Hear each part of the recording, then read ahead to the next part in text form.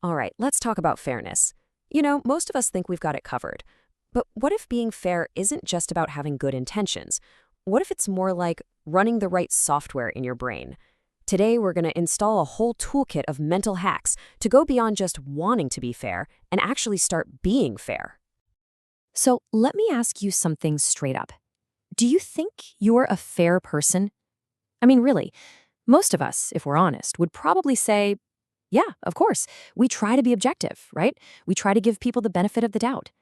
But what if I told you that's not how your brain is wired by default? Yeah, because, spoiler alert, it's not.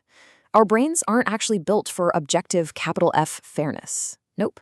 They're built for something way more primitive: speed and survival.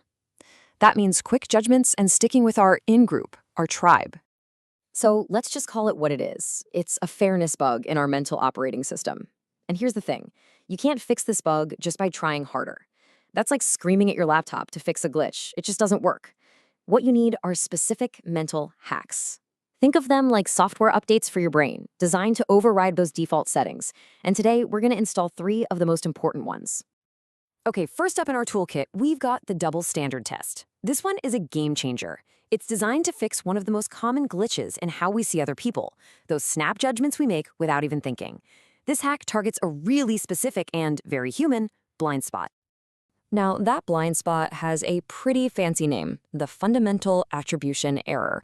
I know, it sounds super academic, but it's something we all do, probably a dozen times before lunch. It's this weird little tendency we have to believe that when other people screw up, it's because of their character. That's just who they are. But when we screw up, oh no, that's because of the situation we were in. And this is where that double standard really kicks in.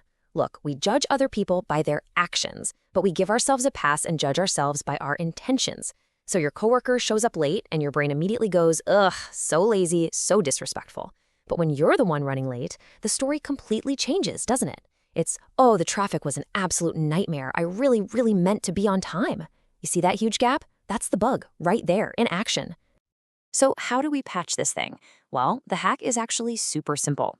The next time you feel yourself getting annoyed by someone, let's say they're totally dominating the conversation, just pause and ask yourself this: if I were doing the exact same thing, what would my story be? You probably wouldn't think, wow, I'm being a real narcissist right now. You'd probably think, man, I'm just nervous, or I'm trying to fill an awkward silence. And just like that, you can flip the script from judgment to empathy. All right, tool number 2, let's install the next update. This one's called the Status Quo Test. And it is all about breaking out of those comfy, but let's face it, pretty limiting social bubbles we all live in. So this hack goes after something called the status quo bias. It's our brain's deep preference for just keeping things the way they are. Why? Well, because any change, even a good one, feels like a potential loss to our brain. And our brains absolutely hate losing things. It's why we end up sitting with the same people at every event, having the same conversations. It's just easier. But to break out of that autopilot, you need to ask yourself a really powerful, kind of weird question. So picture it. You're at some event, you're sitting with your usual crew. I want you to ask yourself this: if I wasn't already sitting here, would I walk into this room right now and choose to sit here? The process is incredibly simple. Step 1, just notice you're on social autopilot. You know, you're just going through the motions. Step 2, hit yourself with that reversal question. And step 3, if your gut answer is no, if you know deep down you wouldn't choose that same seat if you were starting fresh, well, then you know you're only there because of inertia. And that's your signal. It's time to get up, walk across the room, and connect with someone new. Okay, it's time for our 3rd and final software update. This one is called the Selective Skeptic. And this tool is so important because it's not about what we do, it's about how we think. It's designed to level the playing field for evidence inside our own heads. This hack is built to fight the big one, confirmation bias. You've probably heard of it. It's our brain's tendency to act like a really biased bouncer at a nightclub.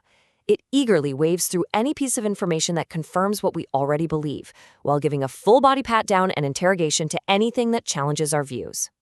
So think about it. When we hear something that fits our worldview, maybe some juicy gossip about a person we already don't like, the question our brain asks is super permissive. It just asks, can I believe this? Is there even a tiny shred of possibility here? If the answer is yes, the velvet rope swings open. The bar is incredibly low.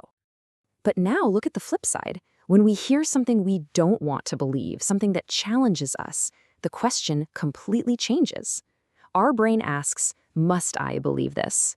Is the evidence so rock solid, so overwhelming, that I have literally no other choice but to accept it? See, that's a really, really high bar to clear. So here's the hack to level that playing field. The next time you hear a piece of gossip that you're just a little too eager to believe, ask yourself this one simple question.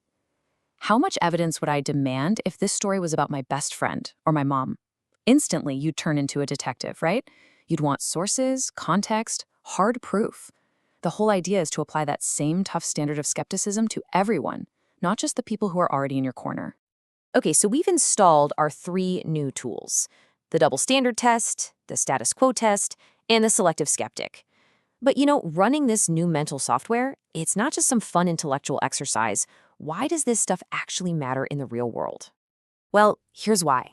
Without these mental updates, any group of people, your office, your neighborhood, even your friend group, it slowly but surely starts to feel like a high school cafeteria. It gets cliquey, judgy, full of assumptions. But when people actually start using these tools, that same space can transform. It can become a laboratory for real, genuine connection. So here it is, your final takeaway, your quick start guide for your new toolkit. You feel yourself getting annoyed with someone? Bam, use the double standard test. You feel a little too comfortable, maybe stuck in a rut? That's when you pull out the status quo test.